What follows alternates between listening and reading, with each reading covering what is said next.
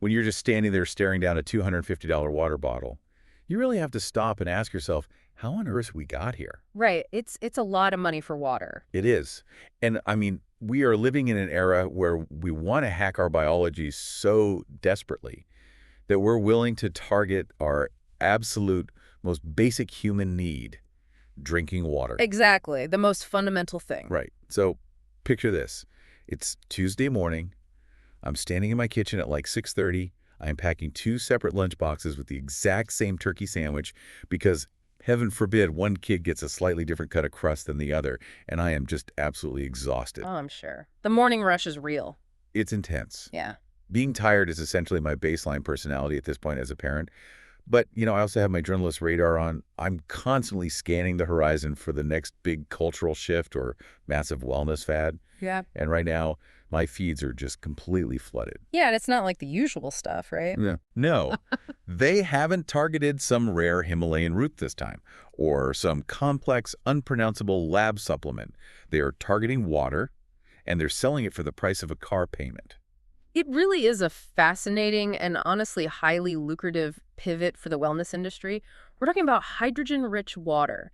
It has just suddenly exploded across social media and health forums. It's everywhere. Yeah, popularized heavily by human biologists and prominent biohackers. Like, if you follow figures like Gary Brecka, you have likely seen this all over your feed. And the claims they're making, they are not subtle at all. They are staggering. I mean, they're promising the moon. They really are. We're hearing about profound antioxidant-like effects, dramatically improved digestion, elevated mood, piercing mental clarity, and even, superhuman physical endurance. It's being marketed not just as hydration, but as this fundamental, necessary upgrade to human biology. Okay, so let's unpack this, because we need to know, is this the holy grail of hydration? Or just some very expensive bubbles? Because I will tell you firsthand, when you tell an exhausted parent that a special glowing water bottle is going to give them mental clarity and physical endurance, they are going to throw their credit card at you without a second thought. Oh, absolutely. Desperation is an incredible marketing tool. It really is. But my journalist brain is just screaming that this sounds entirely too good to be true. Water is water. It's H2O. We've been drinking it for a few 100,000 years. So our mission today is to cut through all that noise. Right, getting down to the actual facts. Exactly. We are embarking on a deep dive into an incredibly extensive hands-on home investigation of these claims based on a massive stack of source material we've gathered. We're going to unpack the actual validity of these home experiments, the hard, literal science of electrolysis, the incredibly shady side of influencer marketing, and finally, whether a high-tech water bottle is a biological miracle device or just a hilariously overpriced sippy cup. And, to do that properly, we have to look at both the chemistry happening inside these specific devices and the biological reality of what actually happens when you consume it. We'll contrast those popular anecdotal claims with actual laboratory test findings. Because the anecdotes are always the loudest part. They're loud, but the laboratory findings tell a much more nuanced story. So, to you, listening to this right now, I really invite you to put on your skeptical investigator hat. Join us as we break down the actual laboratory findings versus the wild, untamed internet hype. And to understand the water, we really have to understand how we got here. In our source material, the investigator starts right where any good journalist would, which is the scientific literature. They look at a recent systematic review of hydrogen-rich water. Which is key, yeah. Now, the marketing claims for these biohackers are universally positive. They just speak in absolute certainties. Yeah. But the actual research is a deeply mixed bag, which honestly is actually quite typical for emerging nutritional science, but it is highly inconvenient for marketing departments who need a really simple black and white sales pitch. Right. They need a slogan, not a spreadsheet. Exactly. And for an audience that tracks health trends, you know that a systematic review is essentially the gold standard of evidence.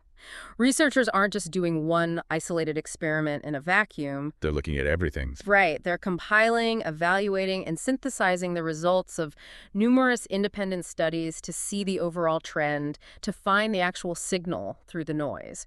And when we look at the specific findings from this systematic review regarding hydrogen water, the contrast between proven physiological benefits and unverified marketing hype becomes just glaringly obvious. Because the biohackers make it sound like a guaranteed biological upgrade. Like if I drink this, my inflammation goes down, my energy goes up. End of story, sign me up.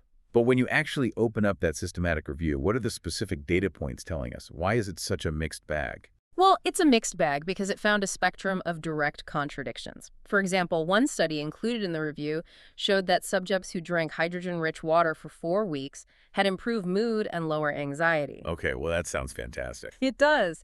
That is exactly the kind of isolated study a marketing team will instantly latch onto. They will quote it on their landing page in giant text. However, another study in the exact same review showed completely unclear, inconclusive effects on physical fatigue. Oh, interesting. So the endurance claim takes a hit there. Exactly.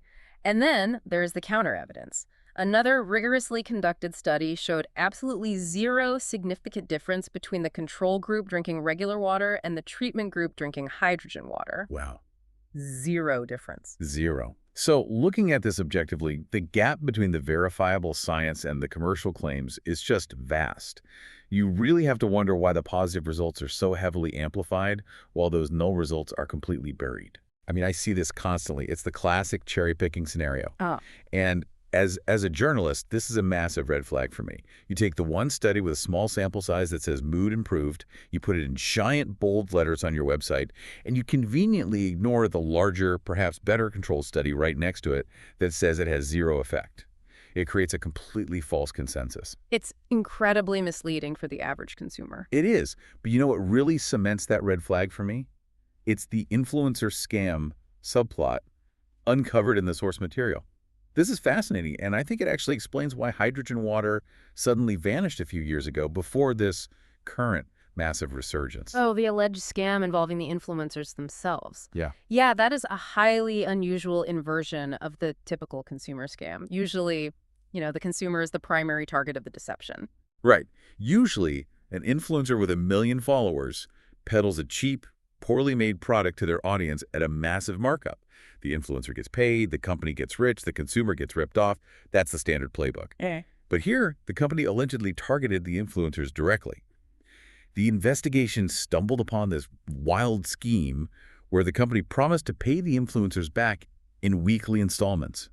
But, and this is the kicker, only if the influencer fronted the cash to buy the highly expensive hydrogen water system first. They essentially weaponize the influencer's desire for content and sponsorship. Exactly. The influencer buys the $250 machine thinking, okay, I'll get reimbursed, plus I get to make content about this cool new biohack. Yeah. And they were put on this strict schedule to post positive reviews and these aesthetic, glowing videos of the water. Mm-hmm. But then, shocker, the installment payments magically stopped. The company just completely ghosted them. Just vanished. Leaving the influencer out hundreds, sometimes thousands of dollars if they bought multiple units. Holding a machine they only bought because they thought it would eventually be a free asset for their personal brand. Yeah. I mean, it is a brilliant, albeit deeply malicious way to generate initial capital and forced positive marketing simultaneously. It really is. It is a classic MLM, like a multi-level marketing trap, but brilliantly repackaged for the Instagram era. You are the customer, but they convince you that you're a business partner. So you take on all the financial risk. And I have to push back on the initial biohacking claims right here, just based on this context. Go for it. If the science in that systematic review is this contradictory and inconclusive, and the early marketing was built on alleged pyramid scheme tactics to force positive reviews from influencers who were secretly just paying customers, I mean, how did this become a global trend overnight? It really outlines a logical sequence we need to use to investigate health fads. You track the claims, you check the aggregate science, and then you follow the money. That is precisely the skeptical investigator's approach. Yeah. You cannot just look at the product in isolation. You really have to look at the entire ecosystem selling the product. If the foundation of the marketing is built on forced, financially coerced reviews, while the integrity of the entire product category is compromised. Absolutely. However, to be perfectly fair to the scientific process, a shady marketing campaign or a fraudulent business model doesn't automatically mean the underlying technology disobeys the laws of physics. We do have to separate the company from the chemistry. The devices do actually perform a real mechanical function. I'm glad you brought that up, because to understand why people fall for the hype, we first need to understand the underlying tech that makes these bottles seem so incredibly futuristic. Because when you look at these things online, they glow blue, bubbles rise up in this perfectly mesmerizing column. Frankly, the tech sounds and looks really cool. It's called electrolysis. But what is actually happening in that glowing chamber? It is legitimate chemistry, despite all the questionable marketing surrounding it. Electrolysis is the core mechanism behind almost all of these premium and budget hydrogen water bottles. Essentially, the device uses an electrical current to drive an otherwise non-spontaneous chemical reaction. Okay, so it's forcing a reaction. Right. It takes H2O, water, and literally uses electricity to split the covalent bonds of the molecule apart into its base elements, which are hydrogen gas and oxygen gas. Wait, so it's literally shocking the water to tear the molecules apart. I have to admit, my first thought was comparing this to a middle school science fair volcano, but instead of baking soda and vinegar, we are running live electricity through a water bottle on our kitchen counter. It's a bit more intense than baking soda, yeah. Yeah, because a volcano is just an acid mixing with a base. This sounds much more aggressive. It's like using voltage as a molecular crowbar. A molecular crowbar is actually a fantastic analogy. You are applying electrical energy to overcome the strong chemical bonds holding the hydrogen and oxygen atoms together. It's a controlled electrochemical reaction occurring at the electrodes right at the base of the bottle. But the tricky part isn't splitting the water. We have known how to do that for over a century. Right, that's old science. Exactly. The tricky part is what you do with the gases afterward. Because if you just shock water in a closed container, you get a mix of hydrogen and oxygen gases bubbling up together into the liquid. And we don't want oxygen gas in the water. Not for this specific application, no. The entire purported point of these devices is to create hydrogen-rich water. Oxygen is the unwanted byproduct here, and this is where the specific technology mentioned in the sources comes into play. It's called a PM, or polymer electrolyte membrane. Polymer electrolyte membrane. Okay, break the mechanics of that down for us. Yeah. How does a membrane sort gases out? It acts as a highly specialized, semi-permeable filter at the molecular level.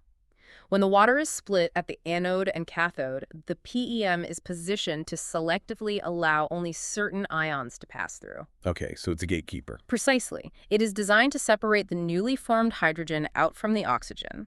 Theoretically, the membrane channels only the pure hydrogen gas upwards to be dissolved into your drinking water chamber, while expelling the unwanted oxygen gas out through a separate vent, which is usually hidden at the bottom of the bottle's base. Oh, so it's a sorting mechanism. That makes total sense. You drink the hydrogen, and the bottle basically burps out the oxygen onto your counter. That's a good way to put it, yes. And this technology seems incredibly sensitive based on the hardware configurations we saw in the source investigation. Because the investigator didn't just buy one bottle, they bought several to compare. But the premium one, that $250 model called the EcoGo Plus, it actually shipped with a special cap. And inside that cap, there was a little bit of water sitting directly over the electrolysis plate, right out of the box. Yes, and that is a crucial detail regarding electro design and maintenance that most consumers would completely overlook. I would have thought it was used. Right. Most people would think it's a return, but that little bit of water isn't an accident from the factory, and it isn't condensation.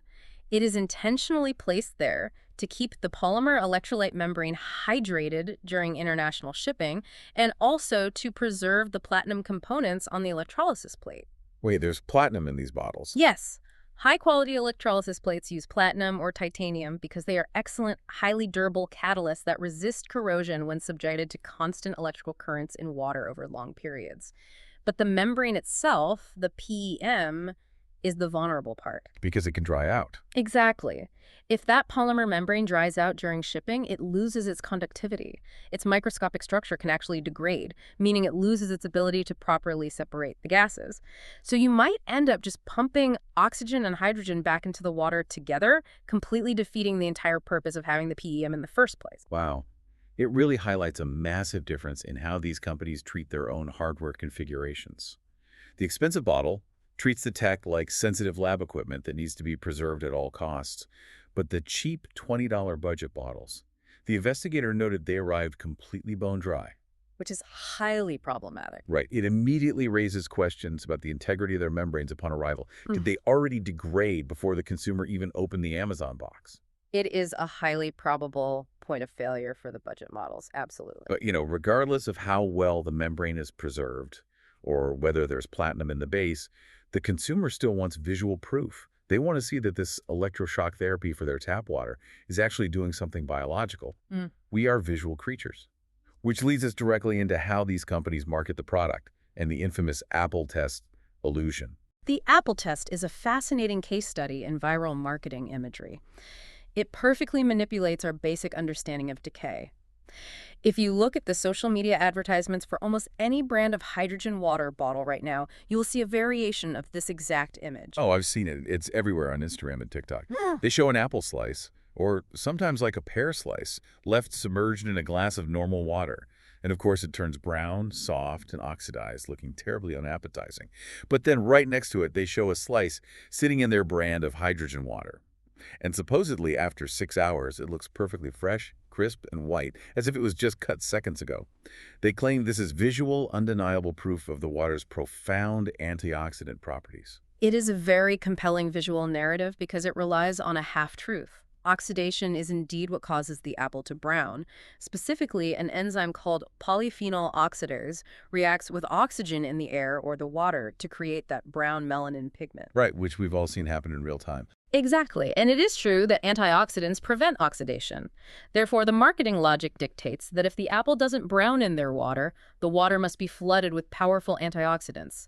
The logic is simplistic, it's easily digestible, and visually striking, which makes it absolutely perfect for a 30-second social media ad. But it completely falls apart under the scrutiny of a rigorous home experiment. Yeah. This is where I absolutely love the source material, because the investigator didn't just take their word for it. They set up a brilliant, highly valid home experiment to test this exact visual claim. They really did. It was very well designed. Yeah, they cut up a single apple to ensure the baseline freshness was identical across the board, and they created 5 different environments to act as variables and controls. So one slice was left entirely out in the open air, one was submerged in regular tap water, one in standard filtered water from the fridge, one submerged in water produced by a cheap budget hydrogen bottle, and one submerged in water produced by the premium $250 EcoGo Plus hydrogen bottle. They set a timer, set up a camera, and they waited. And from a methodological standpoint, that is a perfectly valid control setup for a home environment. You have your negative control with the open air, your baseline controls with the tap and filtered water, and your test variables. And the results at the 3-hour mark were completely uninspiring across the board. Every single slice was beginning to brown slightly at about the exact same rate. But the real test was the 6-hour mark, right? Because that's the timeline used in all the viral advertisements. The ads claim 6 hours of pristine freshness. So the results at 6 hours, drumroll please, all the slices look completely identical. Every single. Completely indistinguishable? There was absolutely no visual difference between the apple in the basic tap water and the apple in the $250 miracle water. It was a complete failure of the marketing claim. And then the investigator pushed it to 24 hours to see if maybe the long-term effects were different. And you know what happened? They looked exactly the same, or honestly even worse. The apple in the premium hydrogen water was just a soggy, brown, completely oxidized mess, indistinguishable from the tap water slice. Now, this is where the skeptical investigator's mindset truly shines. A lesser investigator would have stopped right there, posted a video saying it's a scam, and just moved on. But they questioned their own methodology.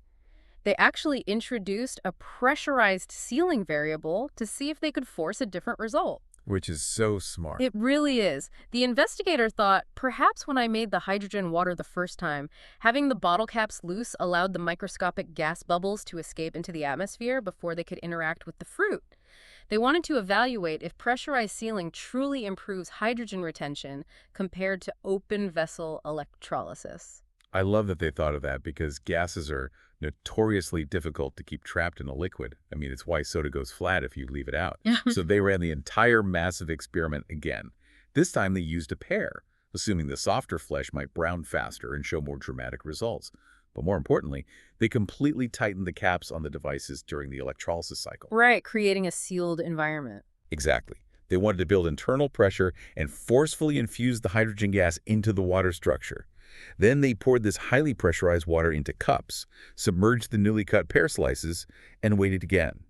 And the result of all that extra effort. Still, absolutely no visual difference at 6 hours or at 24 hours. The pressurization variable, despite being grounded in really sound physical principles like Henry's law regarding gas solubility, did not change the biological outcome on the fruit whatsoever. The pears in the hydrogen water browned just as thoroughly as the pears in the tap water. So let me look at this from a completely practical perspective. If I leave an apple slice in my kid's lunchbox, it is browning by noon, no matter what miracle water it was washed in. Yeah. It is just the reality of the enzymes in the fruit reacting with oxygen. Are these companies just relying on the placebo effect for fruit?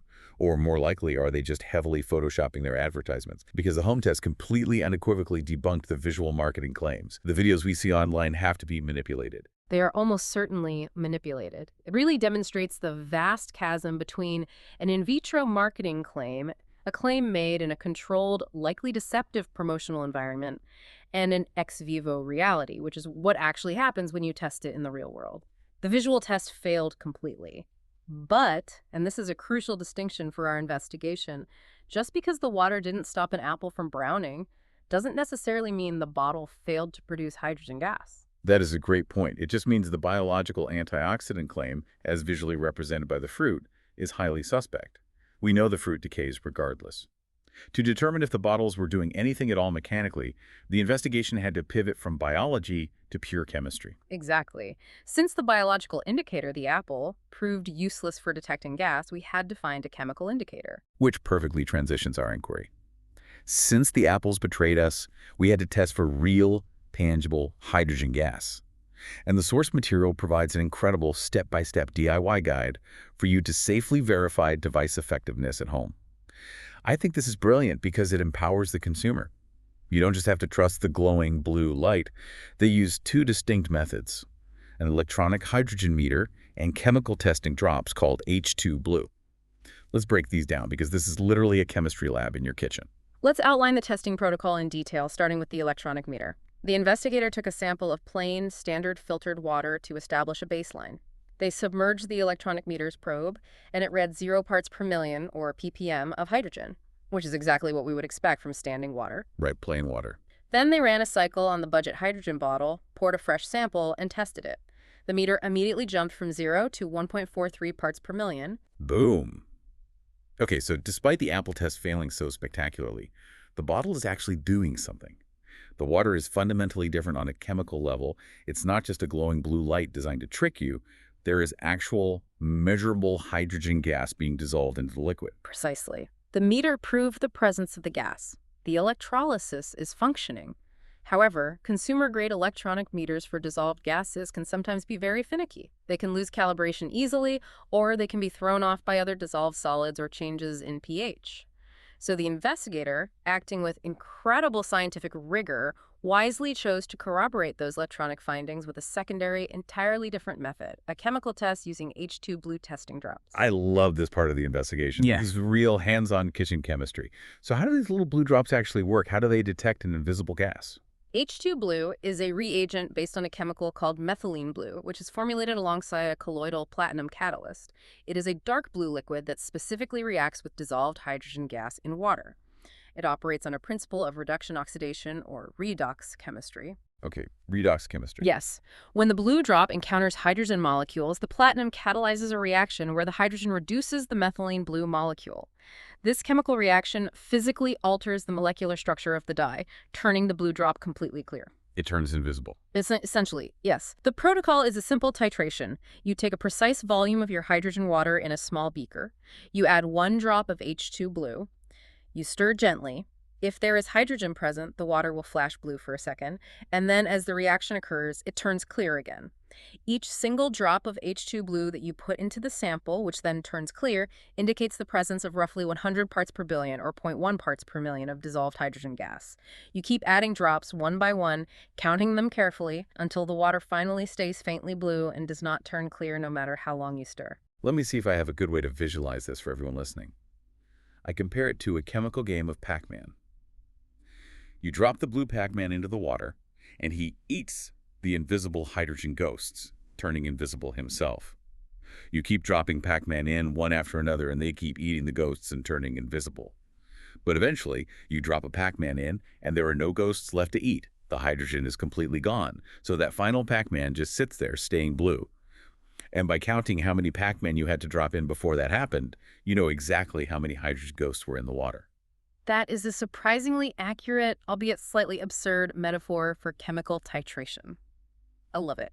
Yes, the point where the water stays blue is called the end point.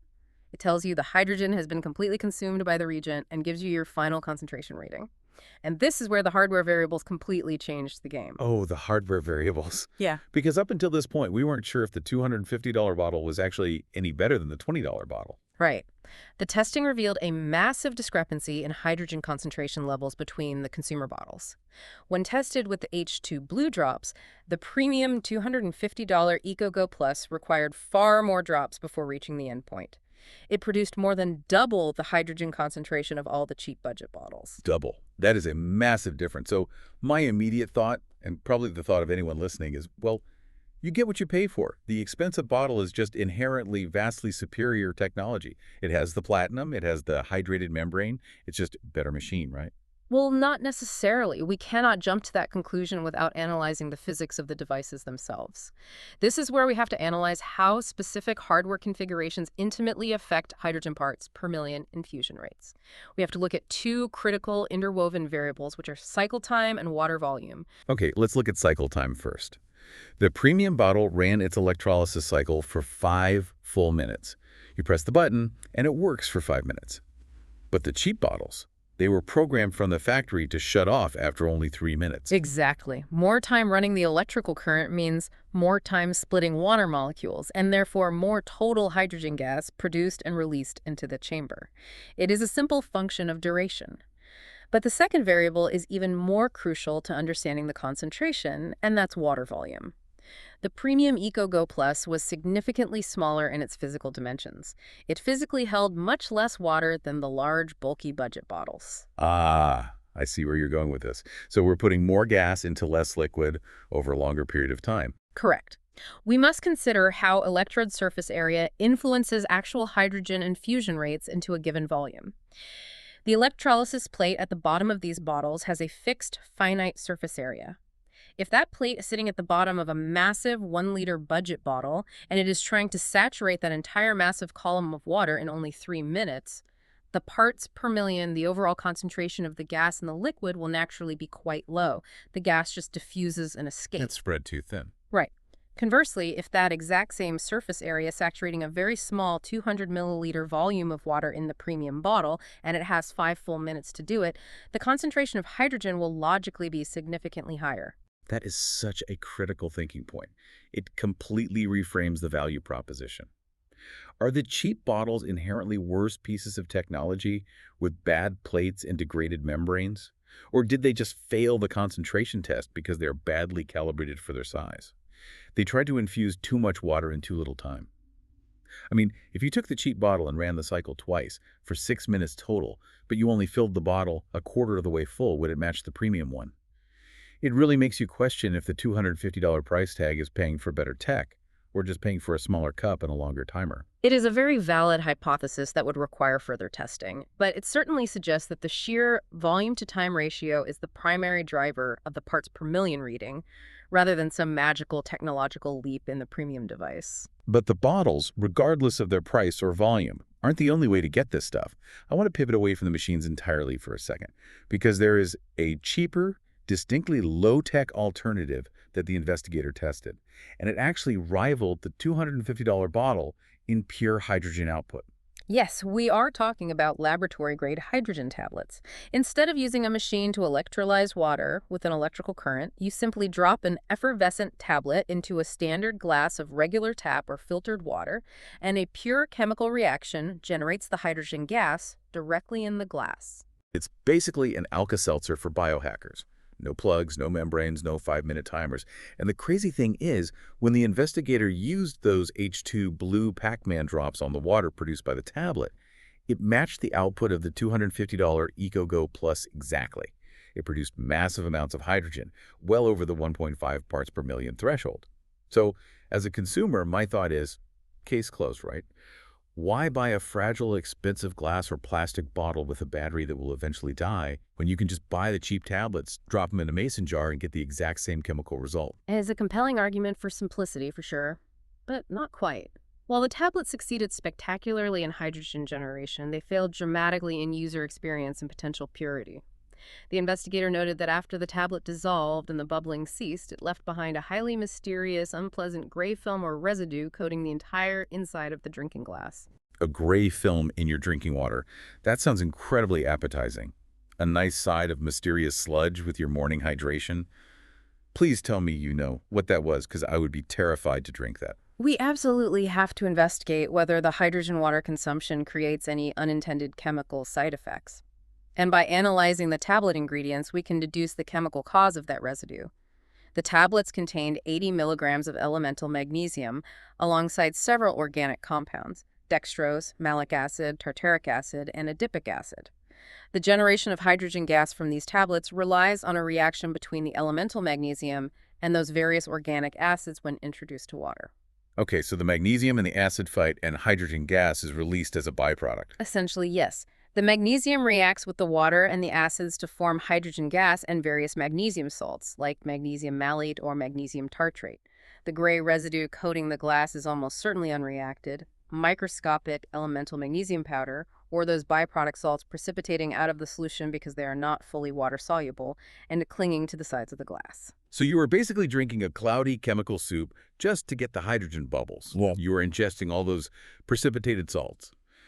I don't love that. It feels less like a clean biohack and more like a chemistry experiment gone slightly wrong in a high school lab. But if the tablets are gross and leave a sludge, we are back to evaluating the devices. We have to look at the physical build of these bottles. Let's evaluate the material quality and durability differences between the premium and budget electrolysis devices, because the findings here were genuinely shocking to me. The $250 premium bottle, the one that supposedly represents the pinnacle of health technology, was made entirely of plastic. Polycarbonate plastic, usually, yes. Right. But the $20 Amazon knockoffs, the cheap budget bottles, they were actually made of heavy, solid, double-walled glass cylinders. From a purely structural design standpoint, and certainly from a health-conscious consumer's perspective, you would intuitively assume glass is the premium material. Glass is inert.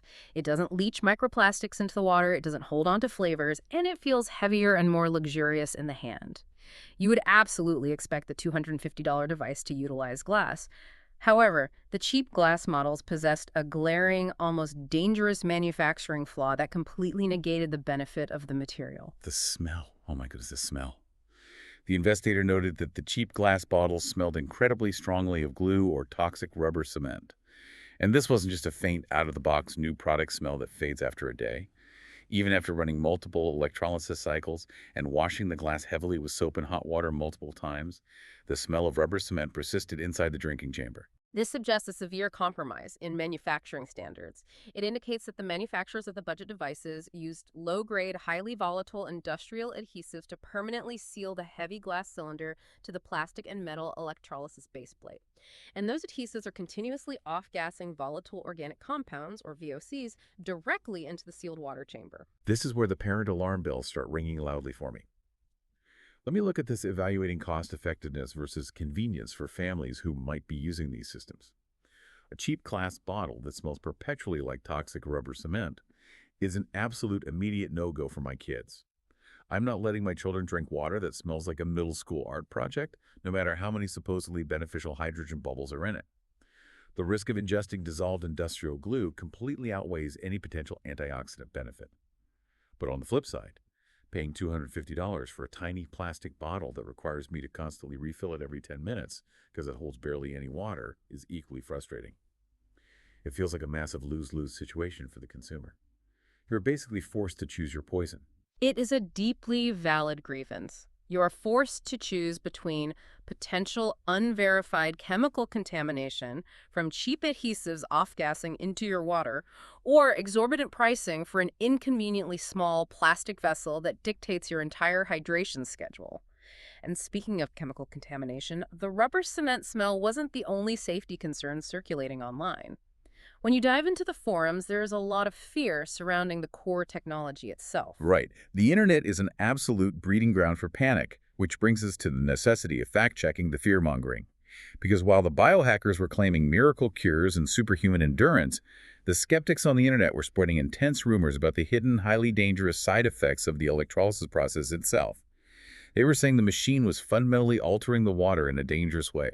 The primary rumor, and it is a chemically specific one that sounds highly plausible to a layperson, is that the electrolysis byproduct chemistry could turn normal H2O into H3O, also known as the hydronium ion. Hydronium, that sounds intense, like a comic book villain. It does, but the fear propagated online was that this process creates highly acidic water, because an increase in hydronium ions is, by definition, an increase in acidity. And highly acidic water is a massive concern.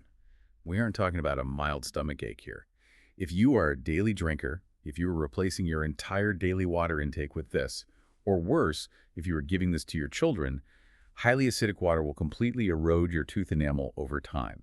It's like sipping on soda or pure lemon juice all day, every day. Your teeth would literally dissolve. So the investigator, acting exactly like we want them to, didn't just trust the rumor or the panic, they tested it. They bought a digital pH tester to see if electrolysis byproduct chemistry could ever actually create acidic water in these consumer bottles. And this is where the critical importance of rigorous testing protocols shines, because the actual pH testing completely flipped the internet rumor on its head. It proved that a little bit of chemistry knowledge can be a very dangerous thing if misapplied. I was shocked reading this part. The internet warned us about acid dissolving our teeth, but the tech actually made the water more alkaline. It just goes to show why we have to test these things ourselves and not just trust a random Reddit thread. Exactly. Let's look at the numbers. The baseline filtered water used in the experiment had a neutral pH, sitting right around 7.0. But both the premium EcoGo Plus and the cheap budget bottles actually produced a higher, more alkaline pH reading than the baseline, moving closer to 7.5 or 8.0. But why? If they're splitting the water apart, why does it get more alkaline? Because of the specific reactions at the electrodes. At the cathode, where the hydrogen gas is produced, water molecules are reduced, they gain electrons. This reaction produces hydrogen gas, which bubbles up, but it also leaves behind hydroxide ions, or OH-. Hydroxide ions are alkaline. Since the hydrogen gas largely escapes or dissolves, the remaining concentration of hydroxide ions slightly raises the pH of the water. They did not create H3O hydronium ions in any meaningful capacity that would lower the pH. The fear of tooth enamel erosion from the electrolysis water was fundamentally chemically debunked. Thank goodness. So the water is safe for your teeth. However, there was one glaring exception to this rule. The tablets. We cannot forget about the tablet. Ah, yes. When the investigator tested the water produced by the effervescent hydrogen tablets, it did register as significantly more acidic. The pH dropped notably. So the machine water is alkaline, but the tablet water is acidic. Correct. But again, we must apply critical chemistry here to understand why. The acidity was not an inherent property of hydrogen gas itself. Hydrogen gas dissolved in water does not significantly alter pH. The drop in pH was entirely due to the unintended chemical side effects of the tablet's specific ingredients, namely the malic, tartaric, and adipic acids dissolving into the solution to react with the magnesium. You are literally drinking a mild acid solution to generate the gas. Okay, so let's summarize the options here. The machine water is slightly alkaline and perfectly safe for your teeth, but you have to worry about cheap adhesives. The tablet water is highly acidic, potentially bad for your enamel over time, and leaves a weird gray magnesium sludge on your glass. I think we have a clear winner in terms of safety, assuming you buy a machine that doesn't smell like glue. And to be incredibly thorough, the investigator didn't just stop at pH. They discussed potential long-term health risks associated with drinking hydrogen-infused water daily by testing for other terrifying contaminants. Yes, the presence of heavy metals, or chlorine gas. Because when you run electricity through metal plates and water, degradation is a very valid concern. They utilize specialized heavy metal test strips, as well as test strips for chlorine and other common water impurities. They tested water from all the devices, the cheap and the expensive, and the tablets. And the results were universally negative. No lead, no copper, no weird byproducts. There were no concerning readings, no spikes in heavy metals, and no indication of long-term health risks from contaminants in any of the primary devices. The platinum plate seemed stable, and the tap water impurities were not dangerously altered by the current. Which is a huge relief. Right. So let's take stock of where we are. We've navigated the shady MLM-style marketing tactics. We've proven that the bottles actually do infuse measurable hydrogen, despite the visual Apple test failing so miserably. We've confirmed that the water isn't going to dissolve our teeth with acid, and it isn't going to poison us with heavy metals. The science of electrolysis is real, the gas is present, and the water is generally safe. Which leads us to the final and absolutely most important question of this entire deep dive. Does it actually make you feel any better? To answer this definitive question, the investigator transitioned from objective chemical testing to a highly subjective, self-reported bioassay. They put their own body on the line. They became the guinea pig. Precisely. They chose to drink exclusively from the $250 EcoGo Plus for over a week. They chose the premium model because it had the highest verified hydrogen output according to the drops, and crucially, it had no rubber cement smell. They drank this water exclusively to test for tangible, real-world physical benefits. A full week of peak biohacking hydration. No tap water, no normal filtered water, just electrified hydrogen-rich water. Drum roll for the final verdict. The investigator concluded that after a week of exclusive consumption, they could not definitively say they noticed any benefits whatsoever. Wow. Really? Nothing. There was no sudden surge in physical performance during workouts. There was no miraculous elevation in mood or decrease in anxiety, despite what the systematic review suggested might be possible. And there was certainly no piercing cognition or superhuman mental clarity. Nothing. Zero. Jet. Zip. After all that testing, all the blue Pac-Man drops, the pH meters, the heavy metal strips, the careful charging and refilling, the actual biological experience was completely indistinguishable from drinking regular, free tap water. Now, to be fair to the process, they did note that they plan to cycle on and off the water for a few months to look for longer-term correlation. Maybe takes weeks to build up an effect. But for a short-term, instant results biohack, the kind that influencers are promising will change your life tomorrow, it was a total bust. It summarizes the real-world health impacts versus placebo effects perfectly. The profound physiological benefits promised by the aggressive marketing campaigns are likely highly subtle, require massive long-term consumption to even register statistically, or are entirely non-existent for the average healthy individual. If you are already reasonably hydrated, adding hydrogen gas does not seem to provide an acute, noticeable upgrade. And when you combine the profound lack of tangible biological benefits with the infuriating practicality grievances uncovered in the source material, the value proposition plummets drastically. Oh, the practicality grievances. We absolutely have to talk about the absurd consumer realities of trying to live with this device day in and day out. First, as we mentioned when discussing volume, the premium bottle is incredibly small. It holds very little liquid. If you are trying to drink a standard gallon of water a day, you are constantly, endlessly refilling this tiny little tube. And every single time you refill it, you have to press the button and wait 5 full minutes for the electrolysis cycle to finish. It is a full-time job just to stay hydrated. You're tethered to the machine. It requires a level of behavioral modification that most consumers will quickly abandon. And then there's the charging mechanism. The investigator noted a highly specific yet universally relatable frustration when the device's battery inevitably dies. This part made me laugh out loud because it is so true to modern tech. You spend $250 on peak wellness technology, a premium luxury biohacking device. And when you go to plug it in, you find out the company cheaped out and didn't include a wall plug. They just give you a flimsy USB cable in the box. So the investigator's sitting there trying to charge their miracle water bottle, and they are forced into a convoluted mess of adapter quantum mechanics. They have a modern USB-C port on their laptop, but the cheap cable provided by the company requires an older USB-A port. They are digging through drawers, plugging dongles into adapters, hunting for an old iPhone charging block just to get a spark of electricity into their water bottle. You have to wonder, and I say this entirely seriously, is the sheer stress of constantly managing, refilling, waiting for, and charging the device completely canceling out the supposed zen and mental clarity of the water itself. It is a profound irony of the modern wellness movement.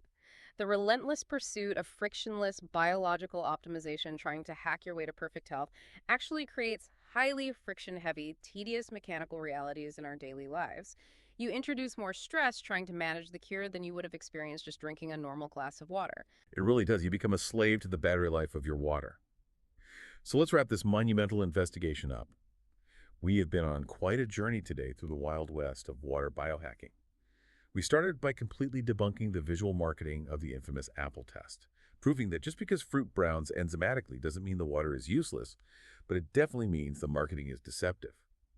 We then moved into the kitchen lab, proving the actual chemical presence of hydrogen using those little blue titration drops, and discovering the physics of how cycle time and water volume completely dictate the potency of your bottle. We dodged the toxic off-gassing smell of cheap rubber cement glue in the budget glass bottles, and we fundamentally debunked the fear-mongering about acidic hydronium water dissolving our teeth. And ultimately, we found that despite the very real, demonstrable chemistry happening inside the bottle, The promised biological benefits remain incredibly elusive, if not entirely driven by the placebo effect. It is a fascinating, comprehensive case study in modern wellness and consumer psychology. We live in an era where we want to hack our biology so badly, where we are so desperate for an edge in an exhausting world that we are willing to electrocute our drinking water, measure invisible gas with chemical drops, and deal with adapter quantum mechanics just to feel something. But perhaps the real question isn't whether the dissolved hydrogen gas is fundamentally changing the molecular structure of the water to heal us. Perhaps the real question is whether the sheer ritual of obsessively preparing, waiting for, and drinking from a highly specific $250 bottle is simply tricking our brains into paying attention to our basic hydration for the very first time in our lives. That is such a profound thought to leave on, because let's be honest, before you bought the glowing blue bottle, how many of us were actually drinking enough plain water anyway? You buy the machine, you were forced to use it to justify the cost, and suddenly you are drinking 80 ounces of water a day. You feel better. But is it the hydrogen? Or is it just the water? Maybe the real biohack is just the placebo effect of finally caring about yourself. Thank you so much for joining us on this incredibly detailed deep dive today. I hope you feel fully equipped to evaluate the next crazy trend that hits your feed. Keep asking those hard questions, keep looking past the glowing marketing, and most importantly, stay curious out there. We will catch you on the next one.